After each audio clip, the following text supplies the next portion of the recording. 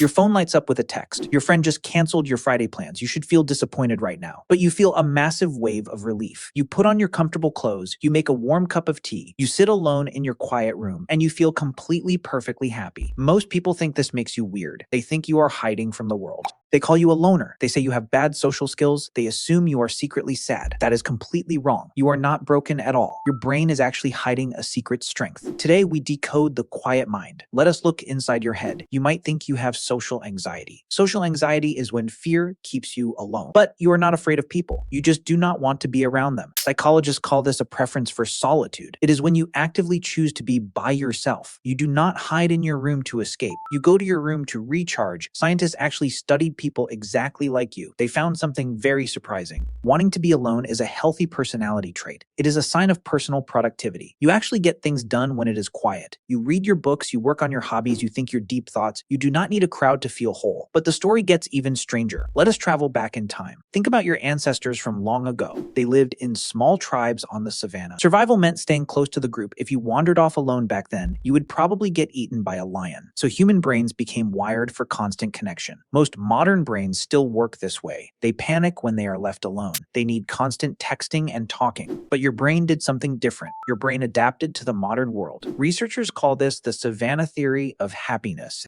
It is when smart brains move past old survival rules. Scientists looked at highly intelligent people. They tracked how often these people saw their friends. The results shocked everyone. Most people get happier when they socialize more. But highly intelligent people showed the exact opposite. More socializing actually made them less happy. Let that sink in for a moment. Hanging out with friends lowers their life satisfaction. Why does this happen to you? Intelligent minds are focused on big goals. They want to solve problems. They want to create things. Small talk feels like a massive waste of time. Gossip drains your mental battery. Drama feels completely exhausting. Your brain wants to focus on what matters, and you can only do that in silence. So your love for alone time is not a flaw. It is actually a sign of a highly adapted brain. But this brings up a huge problem. If being alone is so smart, why does it hurt? Why do you feel so guilty about it? Think about your last family gathering. Someone probably asked why you are so quiet. Think about your workplace. People judge you for eating lunch alone. You feel this heavy pressure every single day. You start to wonder if they are right. You force yourself to go to the party. You stand in the corner with your drink. You smile and nod at boring stories. You watch the clock tick perfectly slowly. You just want to go home to your bed. The next day you feel completely dead inside. This is the dark side of your gift. Society does not like people who want to be alone. Scientists actually have a name for this trap. They call it norm violation. It is when you break the unspoken rules of the tribe. The tribe expects you to be loud. The tribe expects you to want their company. When you walk away, they take it personally.